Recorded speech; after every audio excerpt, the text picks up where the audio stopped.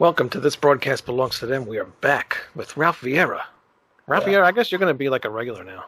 Might as well, right? Yeah, man. I mean, when I'm around, I mean, usually I'm not around much, but geez, it's the Mercyful Fate curse, man, that brings me home to do this. The curse 7 holy hell creatures, don't you even try. And welcome back, Greg. Thanks. Yeah. You still hung over from the Kim Russ interview? Yes. I am.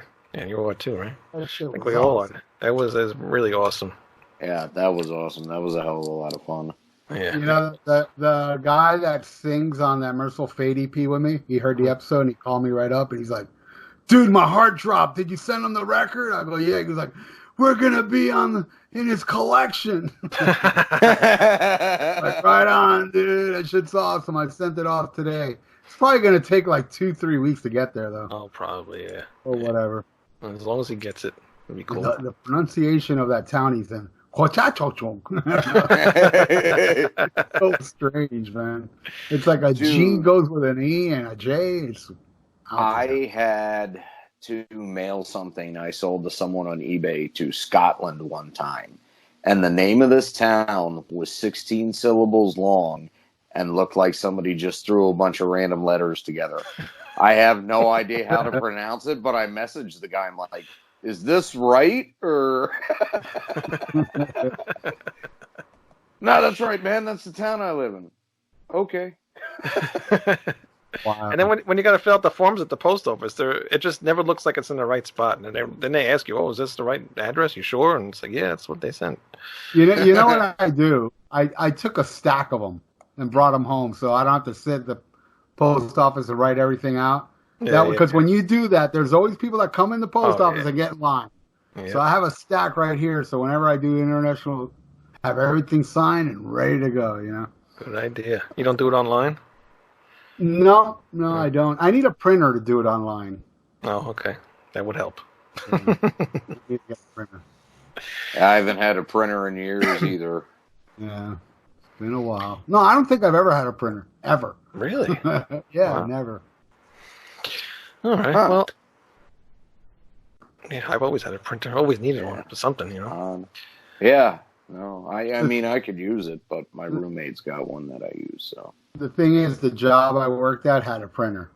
So I would do all my printing at work, and now I don't work there no more, so. Gonna have to get the printer at some point then. My brother has one. You know, there's many times I get concert tickets, and I forward it to my brother. Print that out for me. Yeah. I'm gonna go to. You guys ever heard of Frank Marino? Yes. Yeah. I'm traveling. I can't say where though. I'll tell you guys off the air. I'm traveling to go see him in April. He's been a bucket list band since I was 14 years old. Since cool. That's really cool. So I'm very excited about that. Yeah. All right. Well, today we're going to talk about "Don't Break the Oath." Oh. Yeah. Good choice. What a such a very good classic, and one of the most iconic album covers ever, I think.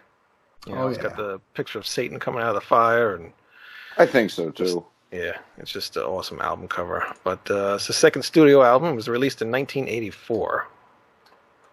And the style Mercyful Fate employed on Don't Break the Oath resembled a mixture of heavy metal with progressive elements lyrically preoccupied with Satan and the occult, and distinguished by King Diamond's theatrical falsetto voices. So, who wants to go first with A Dangerous Meeting? Sorry.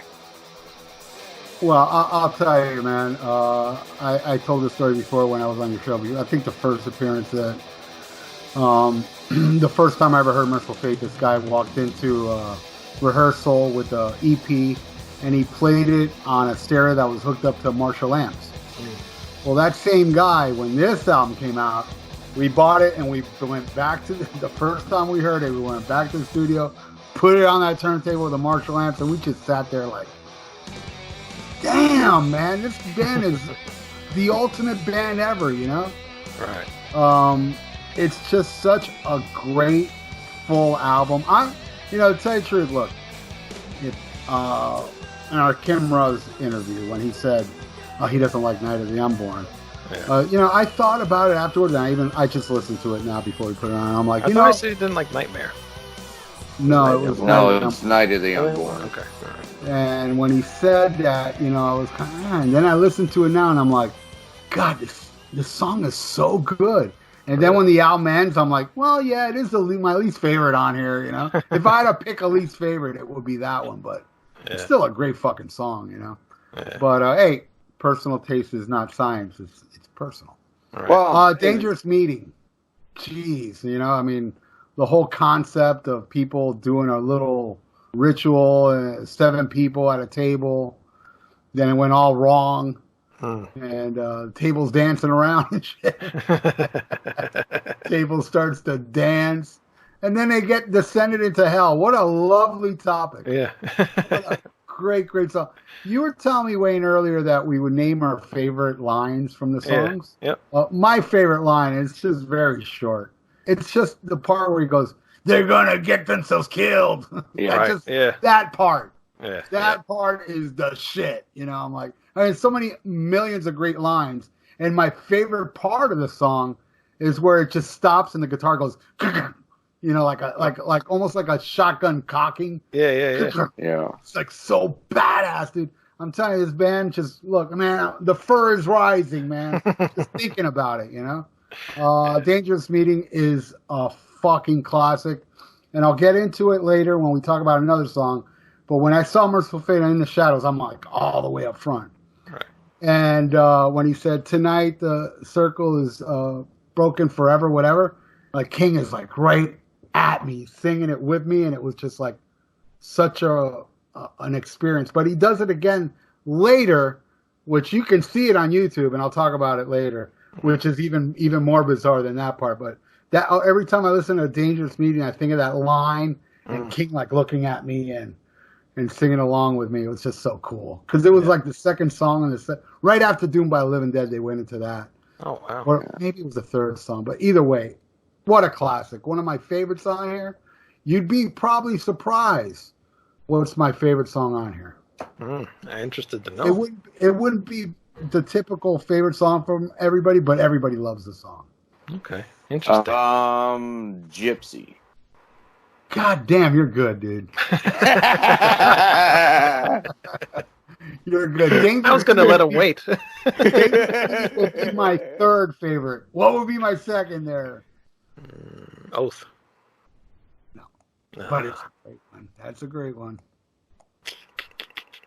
We'll get All right, we'll get okay. Yeah. I mean, I could sit here and think about it and guess, but that's going to take up time. Yeah, let's get to it. Yeah, you mentioned that my favorite line from this song tonight is the circle is broken forever.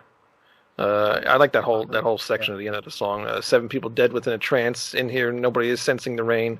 Tonight, 7 souls are reaching hell. I mean, that's awesome. How about time was standing still? The meeting is over. Their journey's Yeah, there's so many lines in this song. It's like hard to pick one. That line, the journey's on. It almost, you get the vibe of 7 people descending into hell, but it goes into that whole, and it just feels like that's it. They're fucked, Yeah.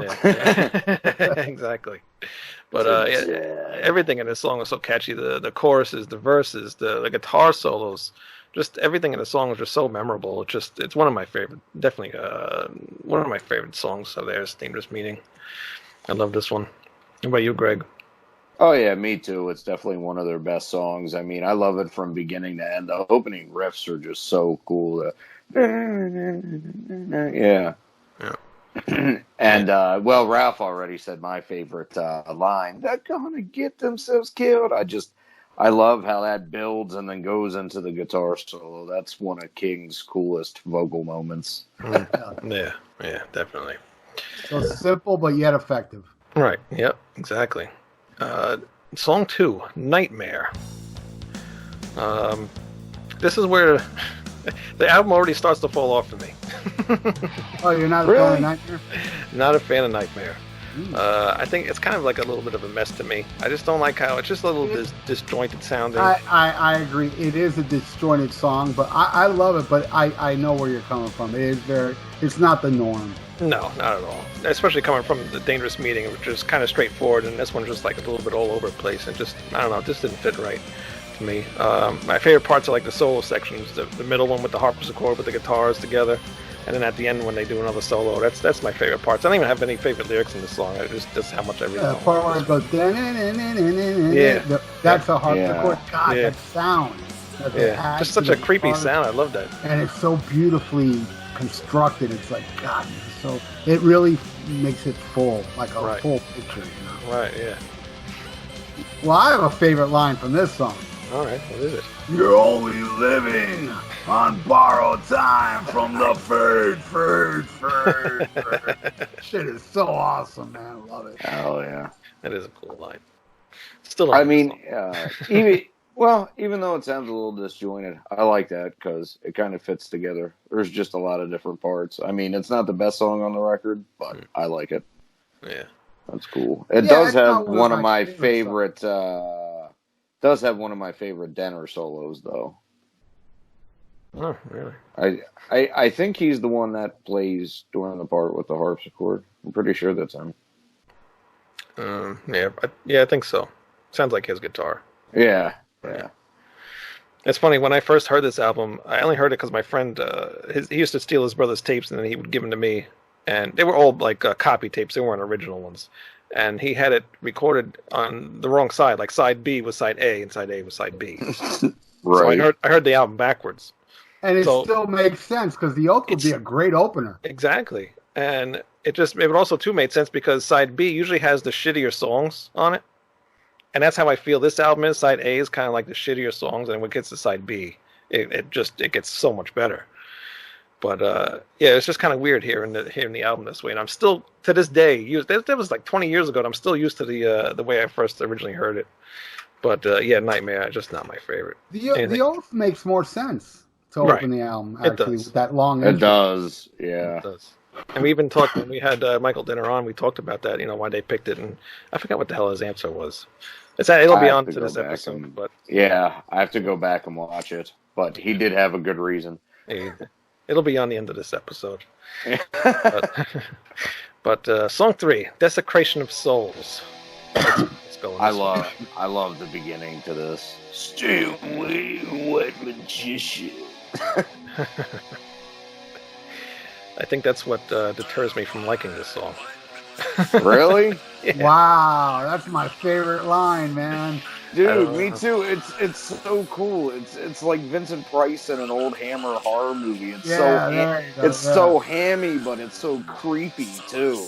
Young lover, morning was. And then when he goes like, "You're not welcome on our so I speak for the dead." God damn, man. Awesome. Wayne, you're fired. Oh, I forgot to finish up. I'll leave. I don't care. And the drums are great in this song too. I love the rhythm beat too. It's amazing. The way he comes in. Yeah. So bad. Reminds me of when Ian Pace used to really go berserk in Purple and hit the drums around like the Fireball and Rock era. Oh yeah. Yeah. That guy Ian Pace, I saw I think like 2 years ago, Priest. Guy hasn't lost it at all. He's Not at still all, man. amazing Really? drummer. Most drummers, they're not as, badass as they were in their youth. Ian Pace has not lost anything. He's just amazing. Wow. 'Cause I don't know if you saw the video that I posted the other day with Kim Russ's other band that he did a few years ago, Metal Ruz. You sent watch a it little to bit of me that? just today. No, No, a couple days ago. Oh, no, I didn't see it. Oh. Oh, yes, I did. Oh, it was great. Yeah. The singer was a little odd, but Right. he still hit some notes. Yeah. Yeah, but it was kind of Kim like Russ's drumming. club. Yeah. Kim Ross was perfect. Yeah. He still has he it. He still sounded had it. great. He's another one. He hasn't lost anything. Not at all. But this song, just another one that I just felt it was just very disjointed to me. It's too progressive sounding. Just the parts just did not work for me. And even though I just didn't like that intro, I think that's what I love it, man. It's like an even eviler Blue Oyster Cult song almost. This is my second favorite song. Right Really? after Desecration is my second favorite. And I was so happy when I saw the 9 tour and they played it. I was they didn't do it in the Shadows, but they did it on the 9 tour.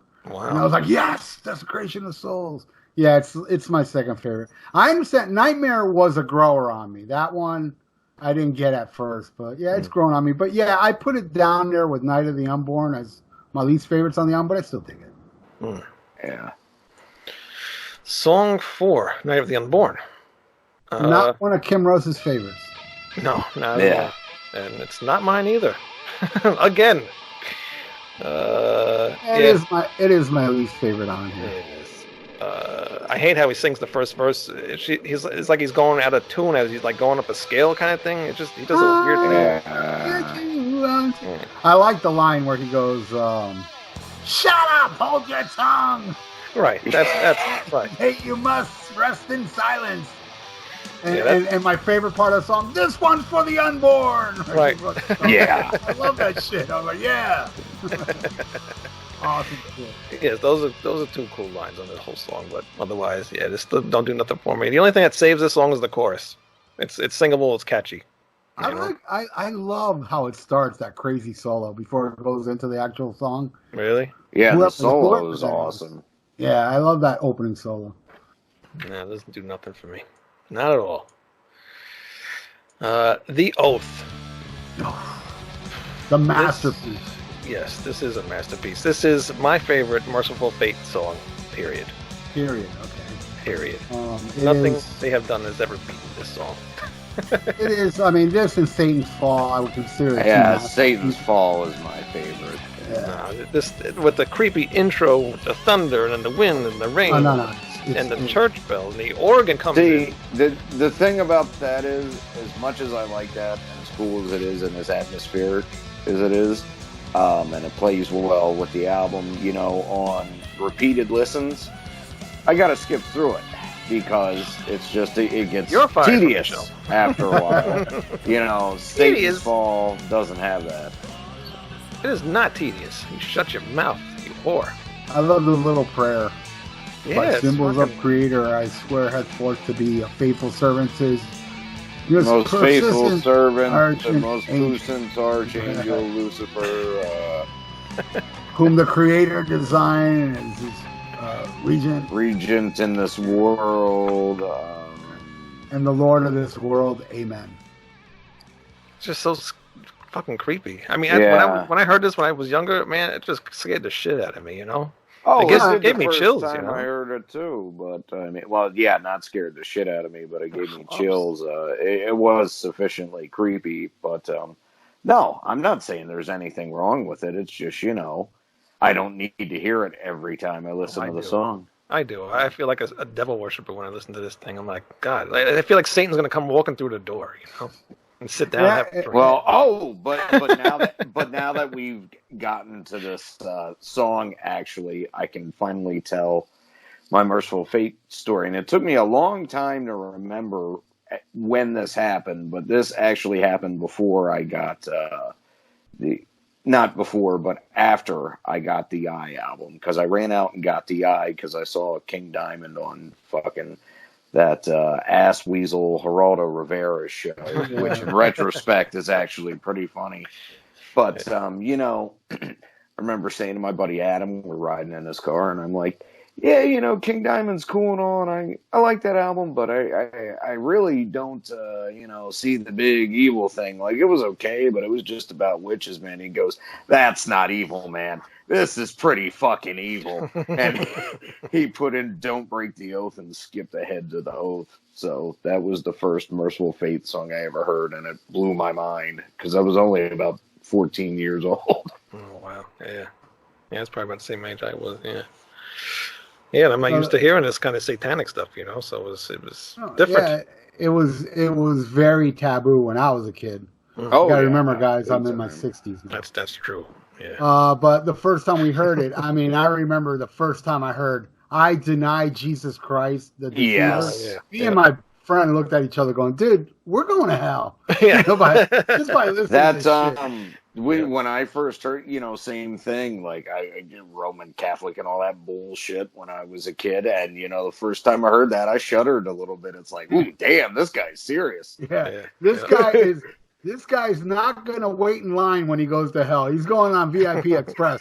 They're gonna open that gate for him. Everybody's waiting in hell. No, King, you cut in front of everybody. You know. Yeah, instead of Mickey's Fast Pass, it'd be Lucifer's. Yeah, exactly. Walt Disney would be right there too. Oh, of course. No, he's enough. But yeah, I mean, the music is everything in the song is just so catchy. Everything, just and that line you just said, that I deny Jesus Christ. That's my favorite line in this whole song. I think right there, you just know. My favorite line. Yeah. I will kiss the goat. Me too. Yeah. I will kiss the goat. And then the bass and the guitar right Yeah. after that, it sounds like he says that, and then he's just instantly doomed with the big heavy crunch. That's my favorite part of the song. Did these guys really write the song, or was it really? I think Satan wrote this shit. Had it been, it's just so explicitly satanic. It's unbelievable. It would just come to his mind to write about that, you know. Exactly. Very cool. Unbelievably good. Yeah. Yep. Unbelievable. Gypsy, Ralph's favorite song. My favorite song on it. Just something about that riff. It's got this like Egyptian vibe to it. Yeah. And it just I don't know. It's so the riff is just so fucking catchy and full of hooks that it's like, oh, get these hooks off me. You know, it's just so many. It's just so good, man. Yeah. And I remember playing this too, you know, when I used to play this for the chicks in the 80s, and they would always laugh on that. Oh, no. Oh, my friend. And they'd laugh going, what the fuck is this shit you're playing, you know? Yeah, I was like, this shit is awesome. Yeah. Yeah, I always loved it. And, you know, the tone of his vocals he uses on this song, he doesn't do very often either. And I really like how it sounds. Oh, Gypsy Woman! Yeah. The way he does that is so cool, man. It's just so fucking awesome. The only thing now is, I don't know if you ever seen it, the He-Man version of this. I love it. Where he's dancing around and he gets shot in the head. Yeah. You never saw the video with the He-Man singing this song? Oh, you have to see it. It's you have to see it. It's hilarious. I can't get it out of my head. I think somebody really did do the cartoon of that because when He-Man sings it, he's singing it perfectly. Exactly, yeah. But here's my Mercyful Fate story when I saw it live. If the Dangerous Meeting wasn't cool enough, the part where King thanked me, you can see this on YouTube. And also, you guys know the Bell Witch video. Yeah. The Bell Witch video has the show I was at and also some outdoor show. And King was friends with the guy that's cameraman that I know a friend of his, so I ended up getting a great copy of it. During Gypsy, the line where he goes, "You are the devil." You watch the video. He's like, "You are," and he's just looking at me. "You are the devil's child," and I'm singing it right with him because I'm all the way up front. And then he goes, "And so am I." And then he goes, "You better believe it." It's just so cool when he did it. And I'm like, you know, and now I have it on video because you get a close up of the King going, "You better believe it." And he kept fucking with me and a couple other people, not just me. You know, we had a lot of fucking Mercyful Fate fans that knew every fucking word. And we're just screaming it at the King, and he would take turns fucking with each of us, you know. Yeah. But that was like that was the best part of the show for me when he was like, "You better believe it." That's cool. Love. I guess you were singing to most of the songs then, because he probably picked you out because you were probably. Well, not just me, all of us, but yeah. I was.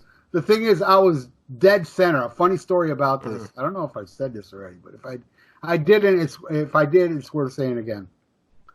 Mercyful Fate is so special to me. I got there like around 12 noon, just because it was general admission. I was first in line, sitting right there in front of the door. When doors open, I didn't go to the T-shirts or nothing. I ran all the way up front, dead center against the railing. Flotsam and Jetsam came out. They killed it. And then before Mercyful Fate, I'd say, a few minutes, maybe 10 minutes before, this extremely hot girl, I mean hot, comes up to me and says, I am the biggest Mercyful Fate fan. Please, can I stand, there? And I said, man, even as hot as she was, I was like, out of everybody you can ask, I'm the last person. Ask anybody else, but I'm not moving. I'm sorry. Wow, that's dedication. Oh yeah. She would have given me pussy anyway, so who gives a fuck? Yeah, exactly. Way out of my league, So it's like, I'm sorry, girl. That's all these people will probably do it. I won't, Yeah. I turn into a homo for Mercyful Fate. I deny pussy for mercy. And those massive tits. Oh, God. I remember when I first heard this song, I could not get the drum parts. Because I would always practice. That's how I learned how to play drums, to practice towards, all the bands I listened to. And this was one song I could not catch. This is one of my favorite drum performances ever. It's amazing. Yeah, a friend of mine, he was a drummer, and he showed me how to do it because he could pick up things a lot easier than I couldn't, and then I finally got it. But it's just one of his favorite drumming performances that he's done. Kim Russ, for me, and he also didn't use the drums just like like any drummer would just keep the beat or whatever. He uses it as an extension to the other instruments and everything in that band. He's just not a regular normal drummer. No, he's unorthodox. Yeah. Yeah, very. It's like it's a very organic nature to him. It's not by the books. Right. And I don't know if you knew this, Ralph, but when we had dinner on, and it's probably going to be on the interview on this episode at the end, Michael told us that he's part gypsy. Oh wow! No, that I did not know. Yeah, and when he told us that, I was like, oh well, now I know where the song came from. Because why would they just have a song about a gypsy out of nowhere? It's kind of weird. So did he mention Danner's Inferno touring the States? I don't think he did. All. I hope it's true, but somebody told me he may be playing. He didn't mention that it was planned. He said he would like to do it, but it hasn't been possible so far. So. Yeah, I heard a rumor that he's playing this club, the same club I saw Three Tremors with, Sean Peck. Okay. I heard they're playing there, but I heard it from one person, and I've been looking into it. I don't see anything, so I think it's just. He already changed the singer in his band. You know that? I know to the and now I really liked that singer too. That guy he had. Yeah. He's really good. But yeah, that new singer he's got is awesome. I know who. It slips my mind what band he was in, but he's an awesome singer too. Yeah, he was. And he I was really in Candlemass. Yes. Yeah. I really like the Danner's Inferno because it's kind of classic rockish, and I have a deep love for classic rock. Yeah. Classic rock and traditional metal is my two favorite forms of music, and it has some metal involved, but I really love the classic rock feel to that album. Yeah, I still have yet to listen to it. I have both the single. It only has 3 songs, and I have the full length. I have them both on vinyl. Yeah, he's supposed to release another single, but I don't know if that's going to happen or not. I thought it would have happened already. My favorite lyrics in this one is Gypsy, now I know you're not my mother. You are not part of my... Oh, you are part of my soul. It's clear for all to see. And no, no, no. I am you. Gypsy, you're inside of me. Yeah, that's my favorite one. I love when he goes, oh, my brain. Yeah. Yeah. Oh, my brain. So cool. Yeah, this this would probably be my favorite song on the album too. Yeah. Wow. It's a really good one. That's a first. I never knew there was somebody out there that thought the same as me when it came to this. This is a good song. It's so cool and so unique. Yeah. I really dig it. It's the vibe. It's the riffage. It's the way, like you were saying earlier, the tone of King's voice is so different. And of course, Kim Russ. I mean, what he does on this song is unbelievably. Like you were saying, when you were saying it was hard for you to learn the part, right when you said that, I thought about the drum part. I go, oh yeah, because it is a little unorthodox, Yeah, it's got that like little disco kind of thing going on, but it's not like a straight beat. It's just like back and forth, like all these. It's just confusing, but once you get it, you get it. And awesome. Yeah. The next song, there's always a controversy about this next song. It's either Welcome Princess of Hell or Princes of Hell. It's Welcome Princes, right? Princes of Hell. It's about the 7 princes. Right. I know that. Oh, you see, I learned something on this episode. I thought it was a singular princess. So did I, but it was a misprint on the record. Oh, is it? Yeah. Wow. Yep. Yeah, and if you actually go through and read the lyrics, I think it's pretty clear he's talking about individual princes too. Let me see here. I actually have the lyrics.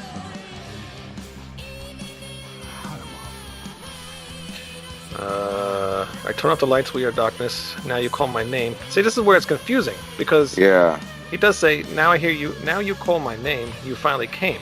That could be like it is a princess. Even in the night, I see the light shining bright. I'm alone with my friends. You know what's really funny though? The lyrics in the beginning for the first 3 times he says it, it says princess. Right. But then once you get past the solo section, it says prince is. Yeah, just I don't know. This song was always confusing to me because I didn't even know about it. Everybody thinks it's always princess because it's spelled that way. Anyway, no. King has said it's about the 7 princes of hell, not a princess. No, it works either way. Yeah. Because it is confusing because there's a line that says, "I hail you again." Right. In Satan's name, Princess of Hell. Yeah. It's very confusing. You should say, "I hail you and you and you and you." That's right. I hail you, Zalls. That's right. I hail yous, princes of hell. Hey. The second part of this album for me, it's been one hit after the other. This is another one of my favorites. Everything's catchy in this song. It's a little more straightforward than the others. There's no progressive things in this one at all, too much, really. It's not jumping around from different time signatures or weird vocal spots, which is good. My favorite lyrics on this one, never will I break the oath I gave. I hail you again in Satan's name. Prince, oh God, now I'm getting confused. Princes of Hell. Prince in Hell. I love, my line is, "I'm alone with my friends." You love the one where he does those accents. Yeah. And what does he say then? "We will return," something like that. Yeah. Love that too. The echoey effect to it. At the end of the song. See, this album, opposed to Melissa was there was a lot of reverb on it. This one doesn't have as much reverb. I still love them both. I think that Melissa had way more reverb in the voice. It does. Yeah. No, it just seemed to me that this album, everything has reverb on it, maybe a little bit too much.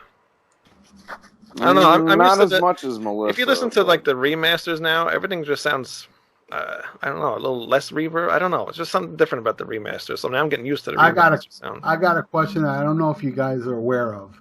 When I used to listen to Melissa, the album, the song Melissa, the early versions I had did not have what they put in later.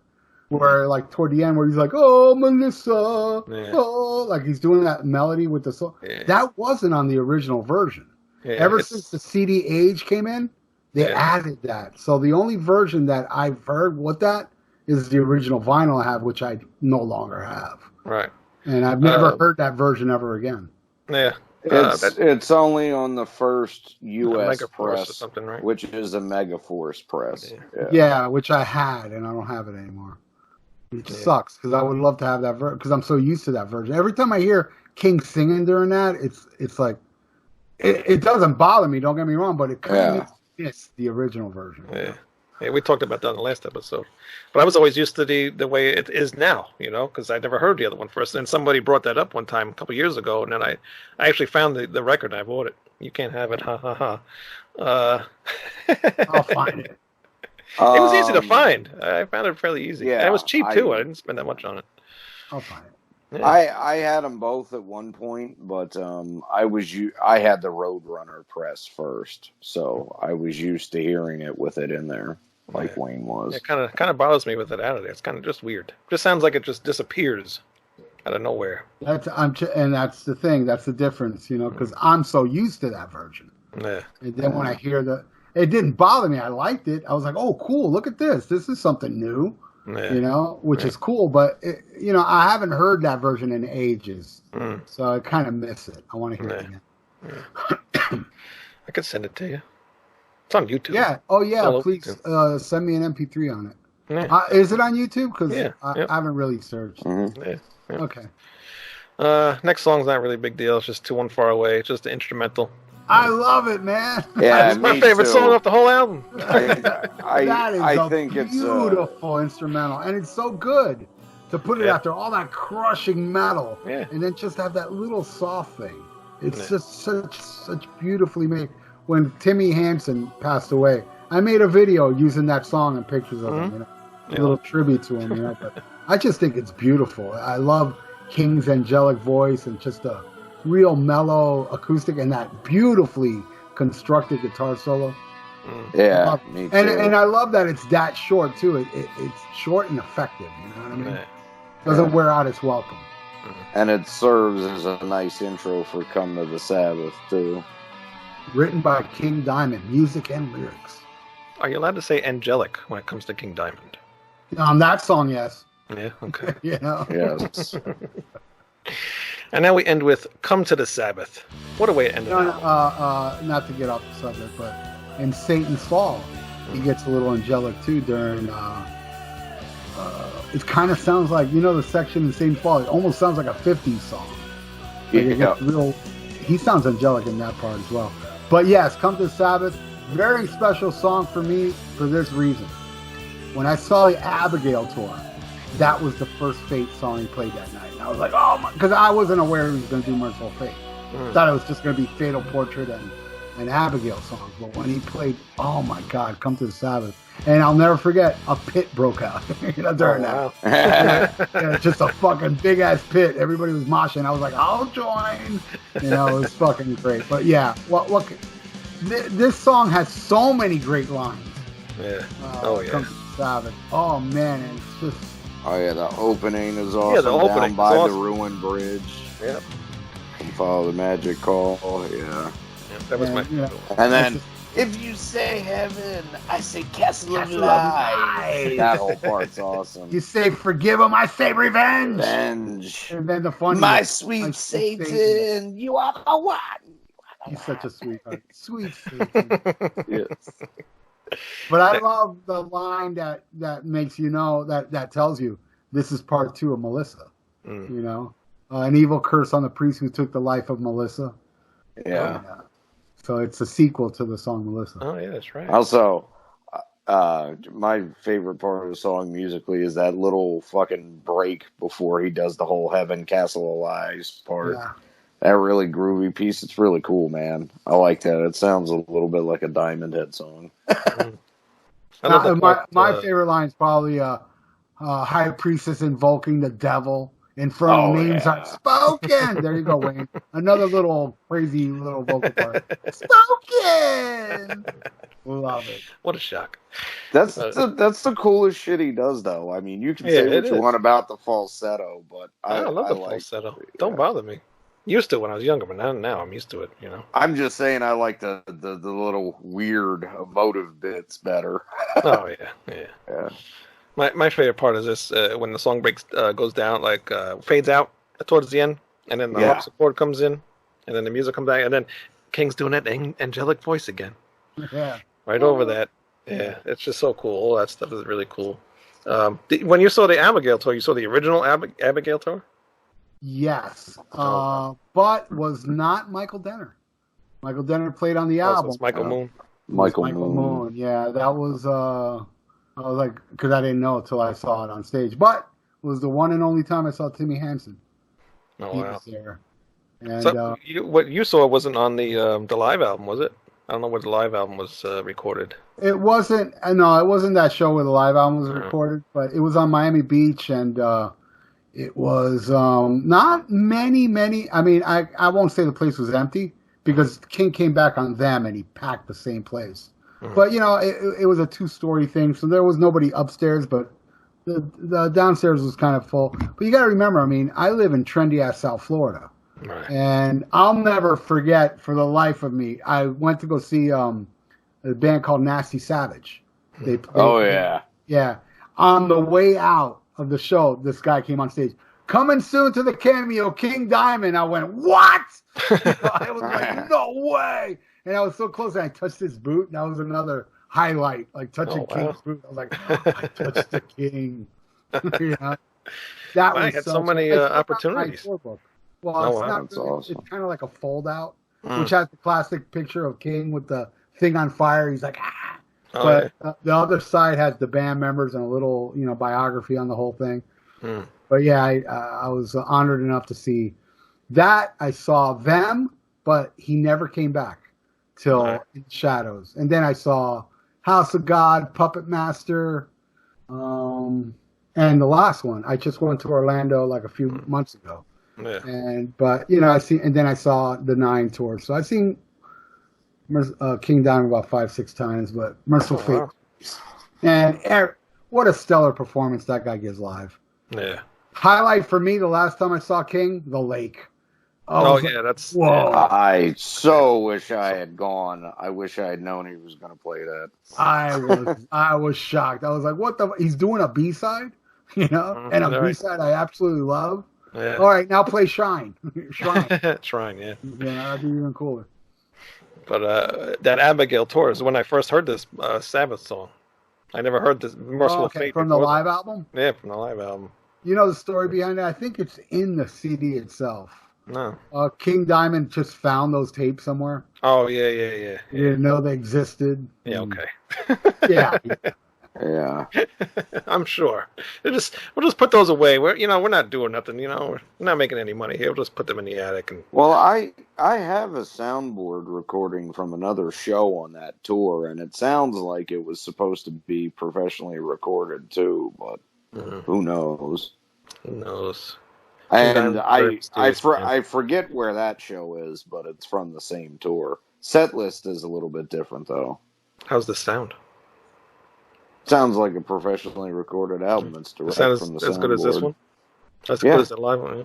You know, I've had the CD forever since it's been released.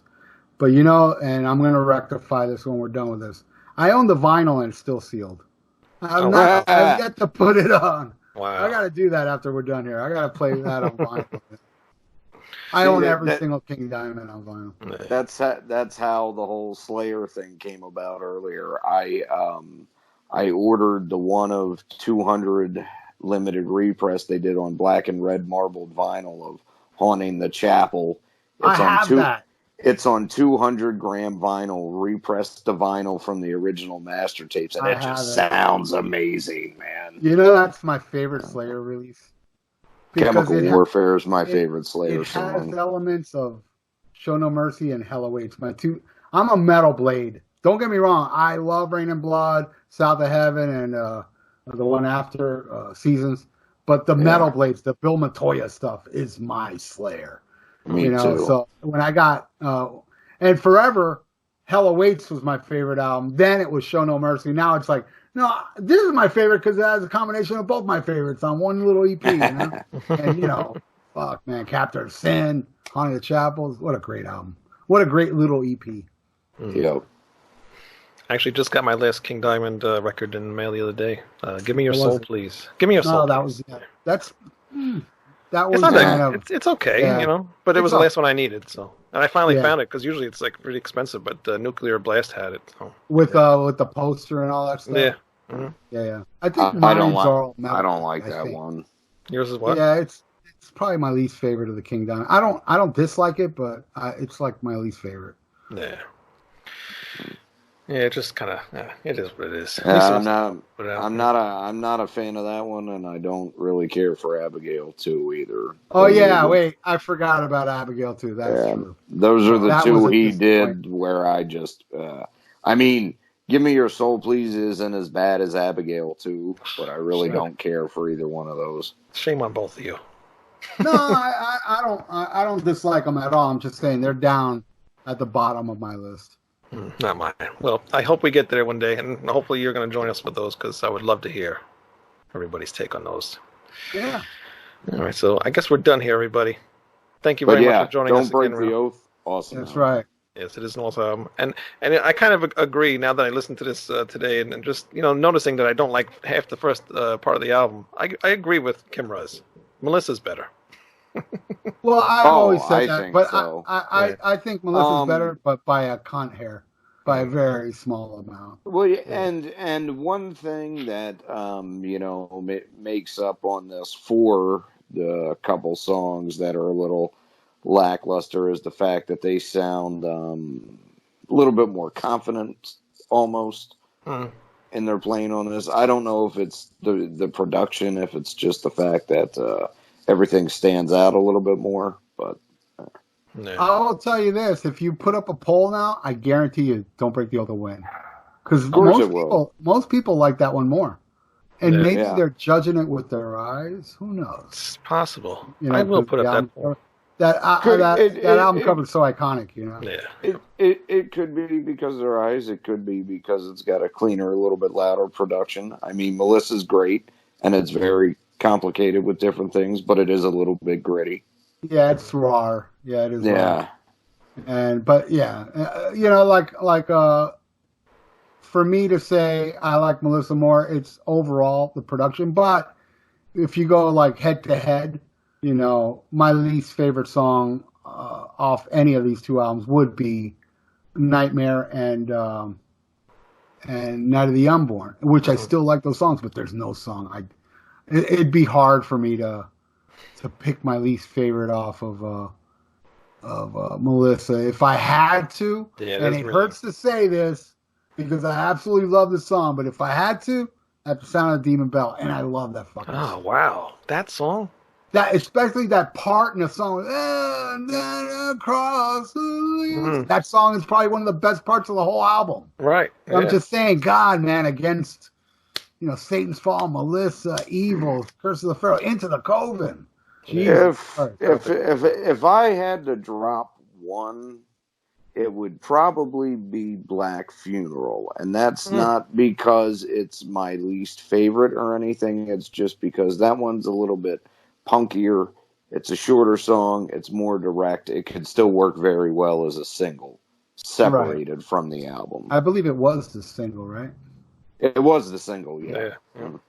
I just mean that could exist on its own outside of the context of the record, and I wouldn't really be upset, but I don't think it's a bad song. I really like that song. Yeah. Yeah, I don't think any song on Melissa is bad or as what's the word I'm looking for? Like Nightmare and Night of the Unborn, which I love. There's nothing peculiar. Just disjointed. Yeah. Well, in the comments, guys, let us know what you love off of Don't Break the Oath. All right? And I'm going to put up that poll, right? That's a good idea. And which one do you like more, Melissa or Don't Break the Oath? You're going to see most people, I've seen that poll. Most everybody says Don't Break the Oath. All right. And if we did song by song, you could see that me and Ralph are the only two that would vote for Gypsy. Yeah, what's your favorite off there? Yeah. Is there any other I guarantee it's just me and you, man. Yeah. we might be able to talk Kim Ruz into voting for it. All right. I look for that video too, Greg. You got to see that. Okay. Yeah, it's funny, hilarious. But go check out our website, redsoundview.com. Go check out Ralph's show, Ralph Viera. God, I always get tongue-tied here. Viera's Vault. Yes. Viera's Vault. And Viera's almost Vault, 56 and on Thursday YouTube. nights on that metal station. Oh, yeah. Almost Human 56 on YouTube, and I have a radio show on that metal station every Thursday night at 8 p.m. Eastern time. That's right. Go listen to that. I've listened once in a while. Very cool. Yeah, yeah. You've been in the chat room. I've seen. I have been. Yeah. Greg hasn't, though. Come on, Greg. Join that wacky ass chat room. A lot of people put a lot of porn pictures up on there. Yeah, okay. Yeah. Some weird pictures. What night of the week is that? Thursday night at 8 p.m. Eastern time. I usually am always at work then. Oh, okay. Well, yeah. Whenever you get no excuse. Thursday off. If I get a Thursday off, or if I work during in the morning, I will stop by. Right on, dude. Yeah. All right, everybody. See you guys next week, or whenever the hell the next episode's up. All right, bye.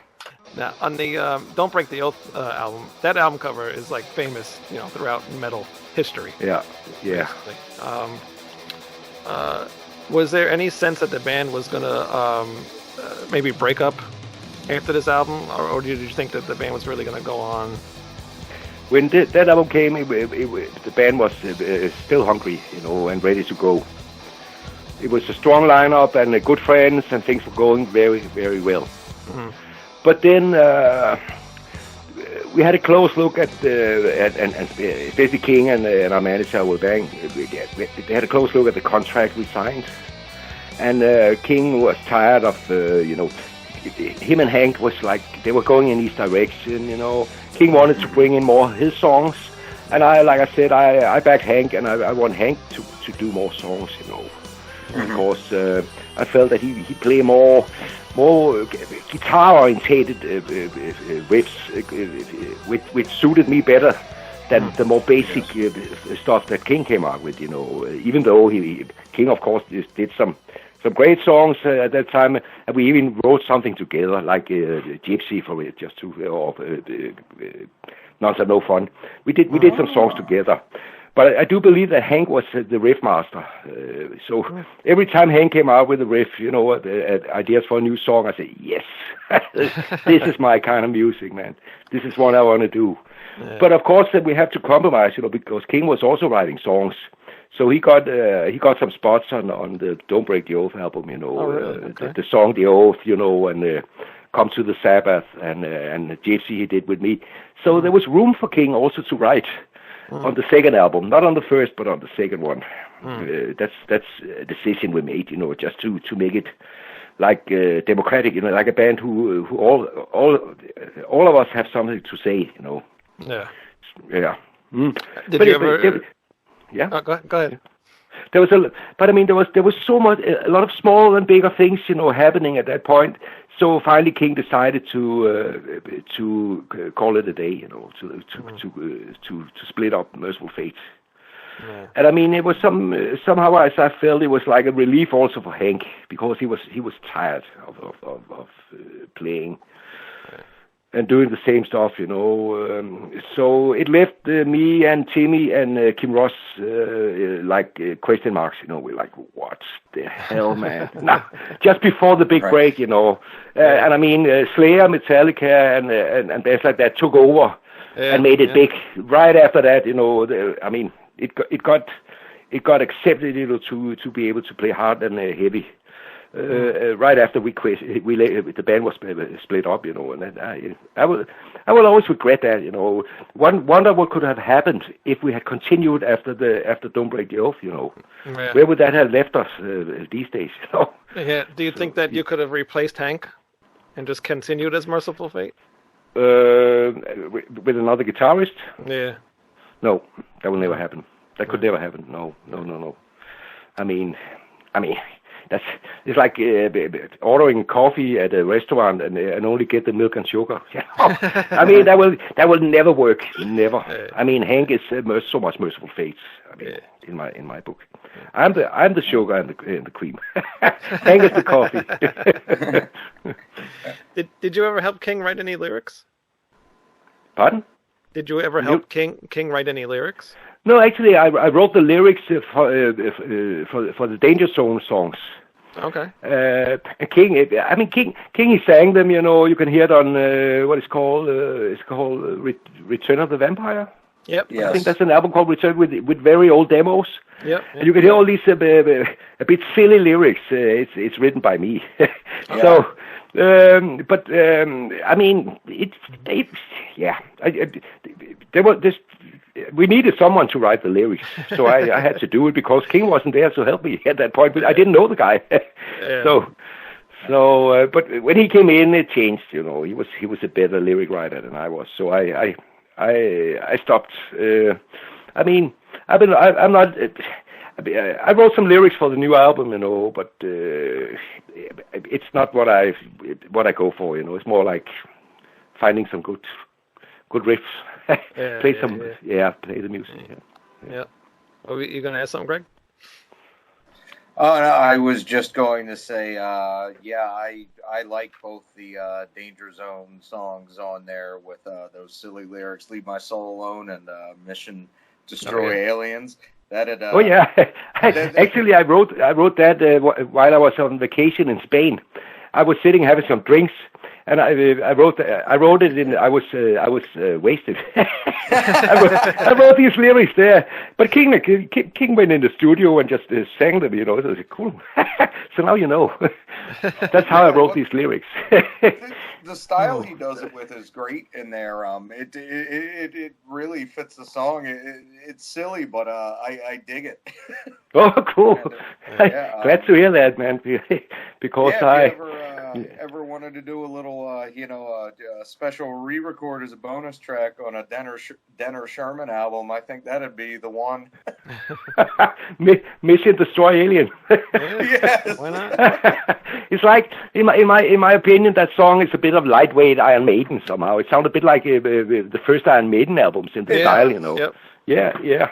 And it was with these lyrics, but it was fun doing it, And actually, I was the singer in Danger Zone before King came in, and that's why I asked Hank and King to join me, because I heard there's something not working here.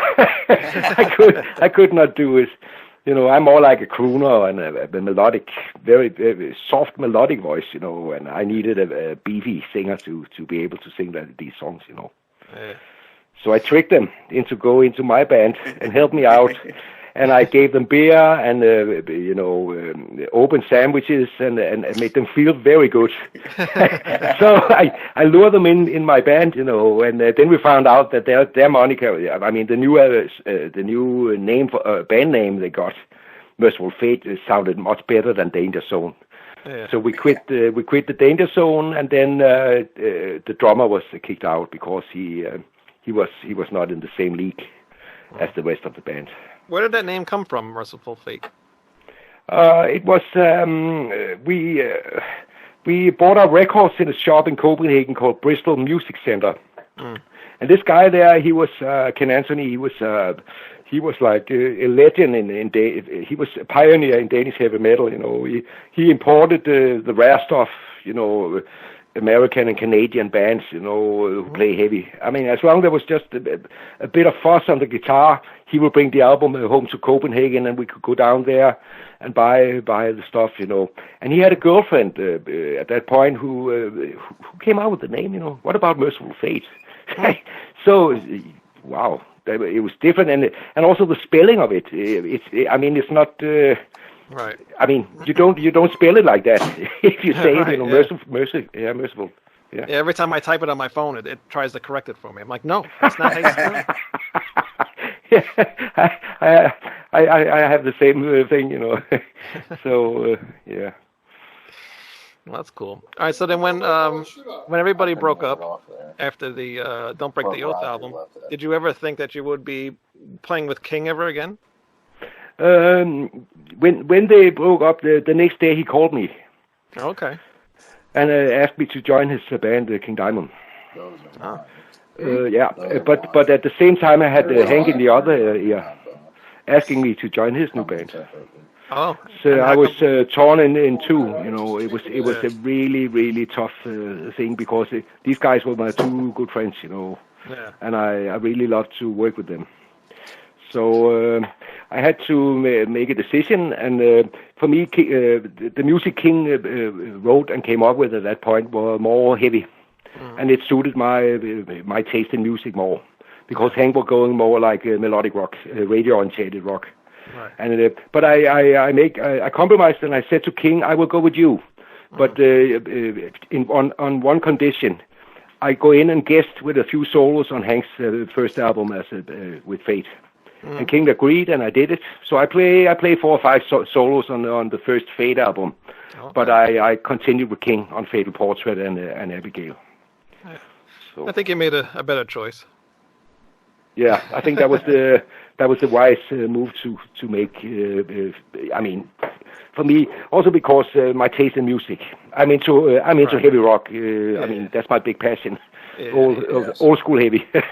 So that was so much closer to my own taste in music. Even though I also like to listen to Journey and Boston and things like that. But for as a guitarist, there's more for me as in heavy rock, definitely. Yeah. Do you have a favorite song off Don't Break the Oath? Dangerous Meeting could be one of them. Because it's heavy, but at the same time quite melodic. Yeah. In my taste, I love it. And then again, there's some very nice pieces for me as a lead guitarist. So that could also be a reason why I prefer that. That's my favorite. But there's many great songs on that album, But that's my favorite track. When I first heard that album, I heard it in like a weird order because a friend of mine made a copy of it for me, and the first song I heard was The Oath, and then when I finally got the album on CD, I noticed it was on the second half of the album. Is there a reason why it was on the second half instead of because it has that intro, and usually when you hear like an album, an intro would come on, and then The thing is, again, it was a song written by King, and like I said, I was more into Hank's songs. So I have, I mean, I was not the one who took all the decisions, but of course I had a saying. Yeah. So we decided to place it as the first track on side 2 because with the intro, it's quite obvious to make that song open a vinyl album. At that point there was no CDs, so it was vinyl. Yeah. So you don't think it would have been better as the first song of the first half of the album? It could. These days, I might have had a different opinion about it. Yeah. I could easily have chosen it as the first song of the album these days, but not back then. I was so much into Hank's writing, So I pushed hard to make his songs first. That's what I did. Well, I love that song. Hey, I like The Oath too, but I agree with Michael about his and Hank's guitar playing, and just more complexity. Is that what you call it? It's more complex, and that was our signature and like a stamp for us, Yeah.